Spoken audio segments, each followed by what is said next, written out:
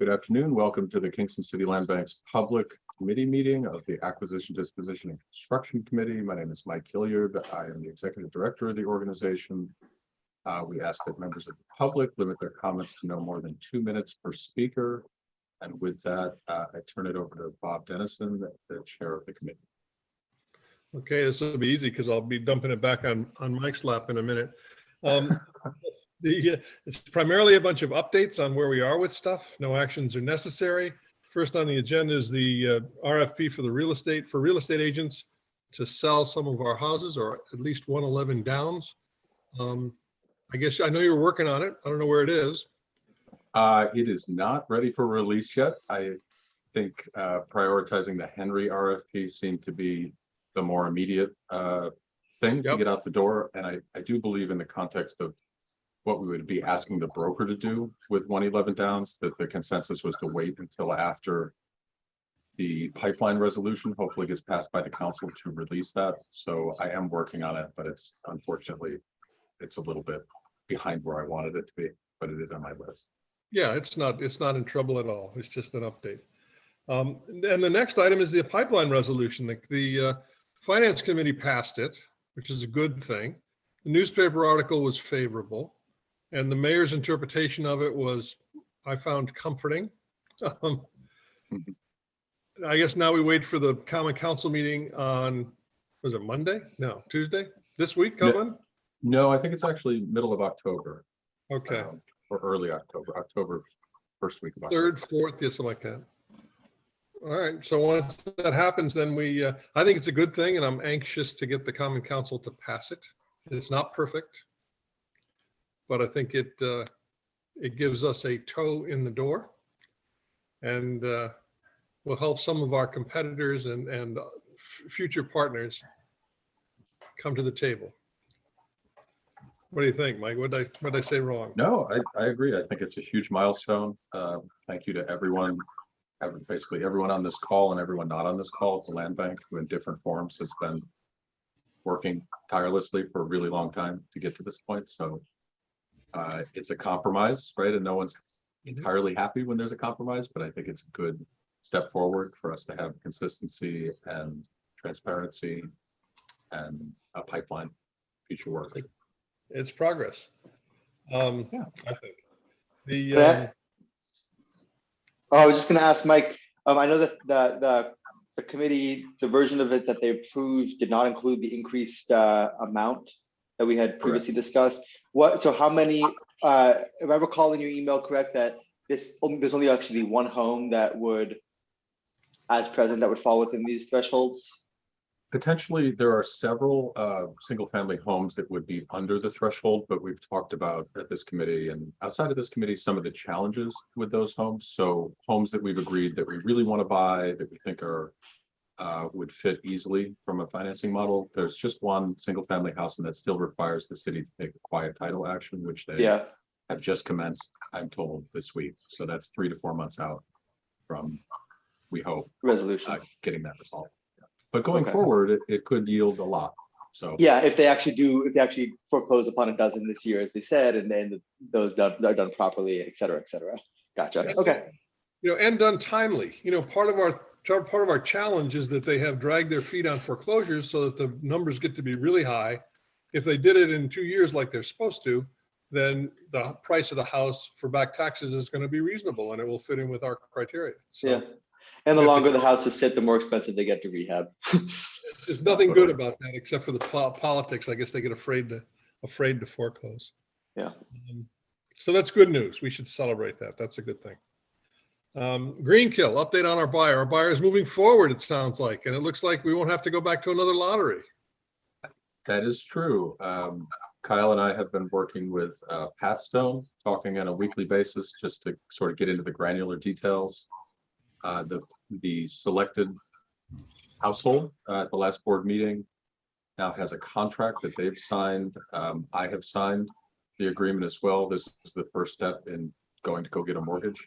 We're waiting for the down payment check to go to Brian because he's the escrow agent, and once it hits his account, he signs it and sends it back. So I think we'll have a fully executed purchase agreement next week, which according to the timelines that I am given, it's about 60 days out from closing for this. It has to do with the type of mortgage that they're able to get, the purchaser families. So about 60 days out from next week. And we do And have a I- ribbon cutting ceremony on October 27th, which happens to be one of the family members' birthdays. which I think Oh, is nice. great. Do we get to the point, was there a time when we can start talking about a little more specifics about the successful proposer or the successful buyer? You know, I like the idea that my understanding is well, I'd like to be able to talk more about them if we can. Daniel had sent me not totally unrelated release form for image sharing or likeness sharing related to like the ribbon cutting.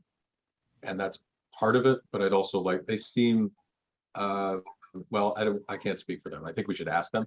Probably when we sign the agreement, if that's all right, or it's still a little, you know, you never really know until you know. So I'd like to wait like 3 or 4 weeks until after signing the agreement, actually, and just make sure that it's real and that we're, you know, they're comfortable with it and that we are talking about something that's happening. I'm sorry to be a little cagey No, about no, it, no. but you never know. Better to be cautious. I just think there is opportunity to help some It's of an our, amazing story. right, some of our critics. Yeah, I think it's a good story, and I think some of our critics might Do we, hearing it. can I ask, do we know how they found, like, how they were looped into the application? Daniel, do you remember? Because we walked with the family. I think they said face. No, I think it was a friend had sent them something that we did online. I can't remember the details. It was through a friend, Curious. but I can't remember exactly. Yeah, I think it was Yeah, I don't remember either. someone Sorry. that the husband works with had sent him the link to our intake page, but I don't know how that person found out about it. That's my recollection. That's what they said. Okay, good. Well, Interesting. as soon as we can, it'd be good to talk about, I think. I think there's benefit there. And Owen's on. Good. Franklin Street's done, right, Owen? Well, it's not done, It's not, it's almost done. but I have updates. Oh, good. Okay. So, we definitely had a lull with the project, which the contractor will tell you is mostly due to the a revision in our HVAC plans that have held things up. I'll say that it's partially due to that. I think really the HVAC holdup made it that he could only go at a certain pace, and he would not like to be going at that slower pace. And so I think he diverted some of his attention elsewhere while things were getting lined up. But we so we had a tough time kind of getting answers out of our engineering architectural team about this, but now we have the answers to move forward. I don't know if I mentioned it. I think I mentioned it either this meeting or board meeting that the specified units and kind of many that are similar are having supply chain issues. And so we've had to kind of scrape together what we can access and build an engineering plan around that, rather than starting with the engineering and just buying whatever the engineer says. But so we have those plans. And contractor was on vacation last week. He's now back and really just got back into working on the site with full force today. So yeah, re-engage there. I think the contractor has submitted a proposed change to our substantial completion date based on this HVAC revision delay, which I'd like to get your feedback on. Currently, the contracted substantial completion date is November 22nd, and they're proposing December 20th. It's at the same scale at which this HVAC revision delay is, and still, to me, keeps us on track of the goal of getting the house wrapped up by the end of the year. I don't know whether you want to say anything about that or not. Yeah, I don't have a problem with that kind of a delay. And given that also the Thanksgiving holidays and the holidays in there's always a time when you lose time in construction. I guess my question would be that the delay associated with the supply, with the problems getting the HVAC system or the HVAC design are either on the engineer or are they on, or is it nobody's fault? You know, I want to avoid a claim for delay. That's the only thing I'm concerned about. I mean, if we get done by December 20th, I can live with that. A claim for delay by the contractor, you mean, Bob? Right. Yeah, I mean,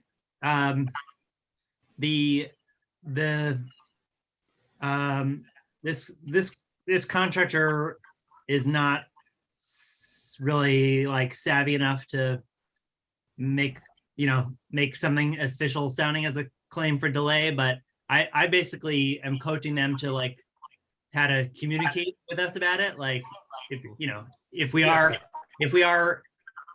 have impacted the schedule, like, you got to bring it up now. You got to throw out a proposed date that we can talk about and mutually agree on, rather than don't bring it up on November 15th that you're not going to be done next week. I mean, obviously, don't make that when you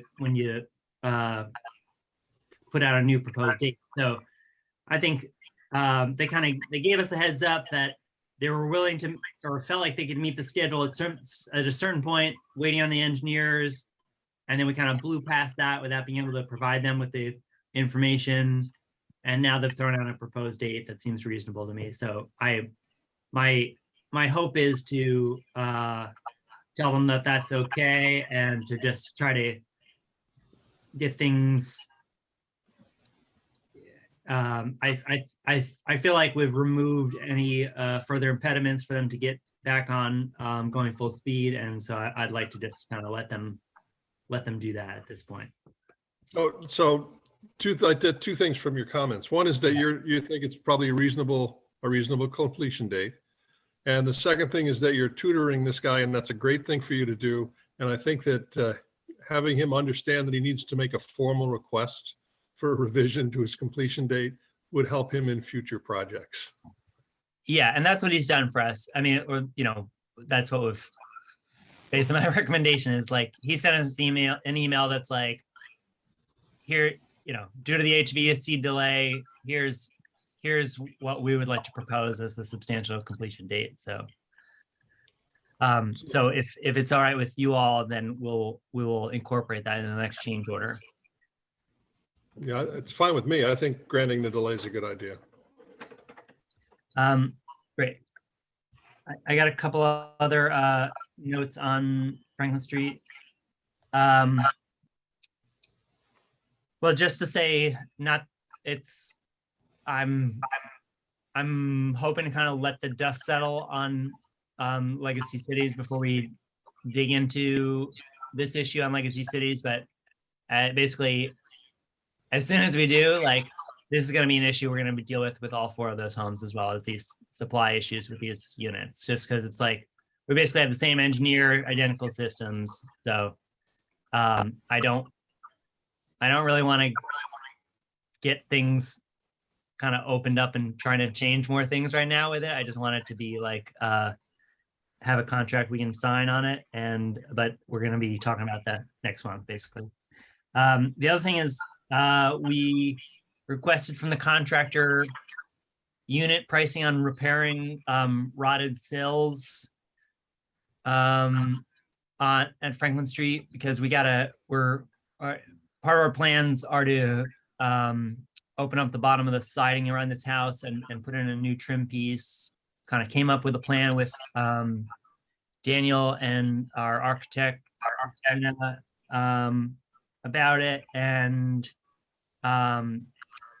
got pricing from the contractors just to understand the scale of what we were about to, the can of worms we were about to open up. He got me pricing this morning, and it's looking like a maximum exposure of less than $3,000. It's like, he's saying, he gave me a couple different tiers of like, if we have this much rot, it's this, if we have this much rot, but a full kind of replacement of sill piece is like a $20 per linear foot. Seems very reasonable to me. And so even if it was all rotten, which it won't be, it's a risk under 3,000, which was something that Mike and I have been talking about. Yeah, of just that it felt like we need to bring up to this committee if it was going to be a major exposure we're getting ourselves into. But it feels like it's not. We're just going to move forward with the plan that KDA and Daniel and I came up with, and yeah, we got one side of the building that has high soil and trash piled up for a decade or whatever, and that side's going to be nasty, and we'll have a couple other nasty spots, and hopefully it won't be too big of a deal. It sounds like a very reasonable cost, and we got to do it. You can't give somebody a house with rotted cells. Yeah, but it sounds reasonable. Sounds good. That's pretty much my update. Okay. Legacy City updates. Is this Kyle? Does he get to do this, or Mike, or Owen, or everybody? Well, it's a group effort. I would like to ask Kyle to jump in, and then I have some thoughts at the end. But just to go back to Franklin for one sec, I do think it's worth noting that Owen is underselling the role that he's playing with the GC to make sure this moves forward on budget and on schedule in an organized way that doesn't hopefully drive Erica too crazy with the paperwork that is coming through to keep this moving. It's really, Owen should be getting part of the general contractor's fee at the end of the job, because he is becoming an incredibly important part of the general contractor's process. And so it's greatly appreciated, Owen. It's like they wouldn't be here without all the work you're doing.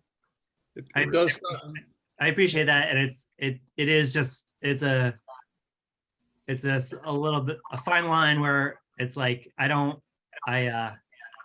trying to work with them so that we don't drive them nuts either. I mean, it's like it's not like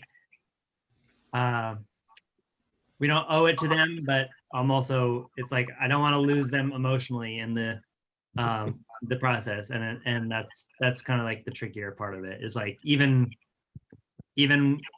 it's like you give a mouse a cookie kind of situation. It's like even you help them out some, you still might lose them emotionally because they're just like they don't love paperwork. They're allergic to paperwork, basically. So Might still do paperwork. I appreciate the finesse you're playing. Right. No, and you are doing exactly what you should be doing. I spent a lot of time with construction, and a lot of times the coordinator or the inspector or the owner's rep is more adversarial than they should be, and they can bury a contractor and they can kill a job, and they miss the point that your job is to get it done and to get it done right and to help the contractor survive. Sounds like you're doing a great job of that, really. You probably maybe you can get a course. Maybe you can give them some college credits when you're done for your tutoring. all right, I'll see. Well, And on legacy cities, I did want to ask Kyle if you wouldn't mind jumping in. I have some thoughts, at the end, but it's kind of where we're at. Yeah, I guess not a ton to report other than we're on pace for closing on the 28th, September 28th. We had our closing call with HCR and CPC yesterday, and everyone's aiming for that target. Just a few things we need to knock out before closing, but I think we're making progress on everything. Don't see any obstacles to hitting that deadline unless there's anything Mike, that you can think of, but yeah, No. I'm looking forward to getting this closed so we can finally move on to actually doing the work. Yeah, I think that's it for big picture Legacy City stuff. Mike.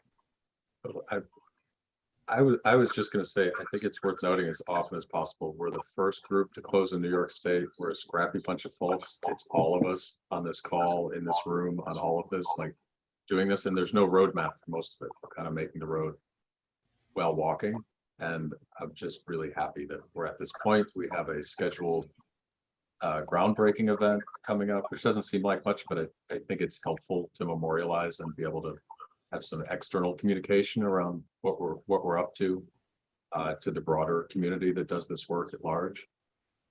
And the piece that has really come into focus recently that I just want to celebrate is the design committee selections that make our homes what they are, and not only in terms of livability, but in terms of just the impact that this has on the community is really something Daniel and Owen have been working together, but Daniel's been doing a lot of heavy lifting the past several months on many different things. But Daniel, is there anything you wanted to highlight about just your vision for these homes going forward? Because it's amazing. A lot of it's in your head, and now you've translated it to paper where we can see it all, but I think it's still in your head.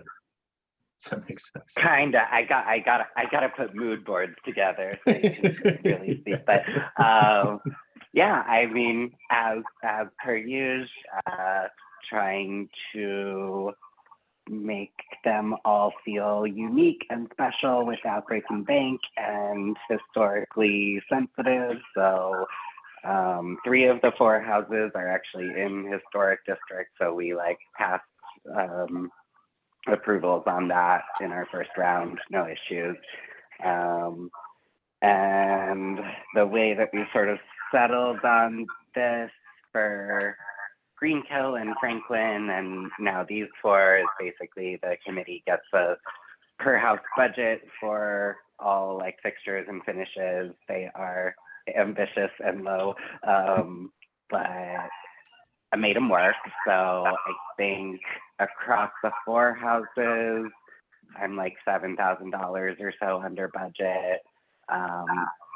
Don't take that to the bank because I'm sure it'll get eaten up in other ways, but yeah, we're in pretty good shape. So Owen has been hugely helpful, and pretty much everything has been sent to the architect for just the final round of plans. And I think all these houses are going to be really, really nice. That's my I agree. Well done. Well done. Thank you, Owen and Daniel. Happy to do it most of the time. Although to actually add to Mike's comments, I'm not real excited about getting into Daniel's head, but I'm glad he's doing a great job. It's in Excel now, Bob.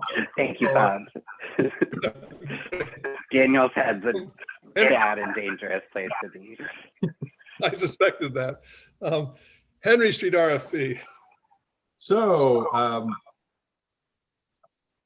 Owen, I don't think we have any major updates other than that it was released on the 6th. It's due on the 30th. We had put forth a walkthrough opportunity on the 14th, and no one requested a walkthrough, so we did not hold one. The date for request for information is the 21st. I haven't seen any to date, so not a lot of open interest around this. We're hopeful that this will be our final time RFPing this property. I know you got your mouth full, Owen, so I'll keep talking a little bit. No, Those are that's my it. updates. We didn't do a walkthrough because nobody RSVP'd for it. So Nobody cares. Good. That's good. Hopefully this smoothly and quickly, and that'll be great. Have we done any? Go ahead, Daniel. I think Aaron and I are gonna ask the same thing. I'm really sorry. I somehow missed that this RFP was out. What's the deadline for submittal? 30th of this month, 2 weeks. Okay. Aaron, let's get something up on Instagram. We didn't make any kind of like social media announcement. No, yeah, I have I have not been able to do it on the evenings this week, but I have this evening and tomorrow, and I will be drafting a whole bunch of social media posts for the next couple of weeks. So Awesome. Daniel, I will send them. I will send drafts your way through the same format we discussed over the weekend. Cool. Maybe I can put something up like today for Henry, because I should have some photos of that property.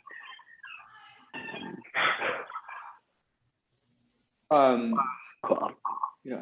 The other question I was going to ask is, has anybody, the one proposal that we think might be forthcoming, has anybody reached out to the potential proposer to clarify if it is forthcoming?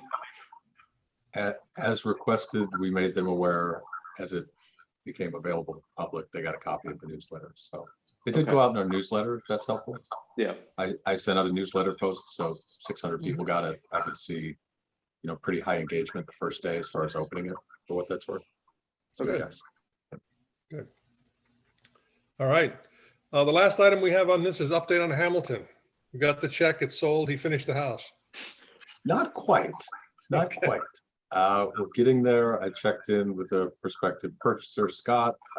He has said that he has 2 more contractor bids that are coming in by the end of this month. He remains hopeful that they meet his budget, and no further updates beyond that, but he continues to remain in constant communication. He's very responsive.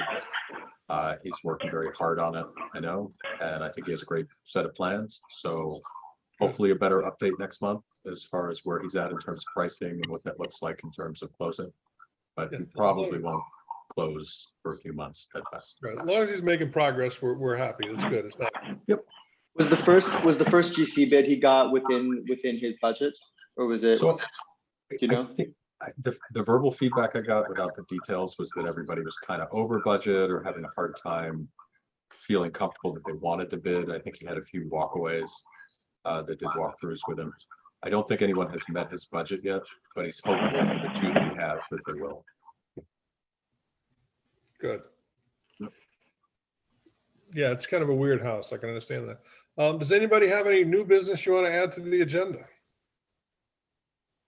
I wanted to ask about if there was any updates on the acquisition of the address is now escaping me, but it is the large vacant lot. 3rd Avenue, my updates are not as robust as I would like. We still don't have a contract. The reasons for that are somewhat murky. The broker believes that they have an exclusive brokerage agreement for 6 months from when the property was offered. And we have an executed offer letter, which doesn't mean anything in a court of law, but we have an accepted offer. That was at least a month and a half, 2 months ago, but no update on the contract. I'll let everyone know when I do have it. Interesting. Yeah. Hopefully not concerning. Right. Well, I think the issue has to do with not dissimilar to some other transactions that we're in the middle of. The actual owner is in a different state and has fallen on poor health. And the son of the owner is trying to work to get documents executed and recorded with a new deed so that the son can sell the property. Gotcha. I think that's my understanding of what's going on. Got to So stop doing business with all these old people. I'm telling you.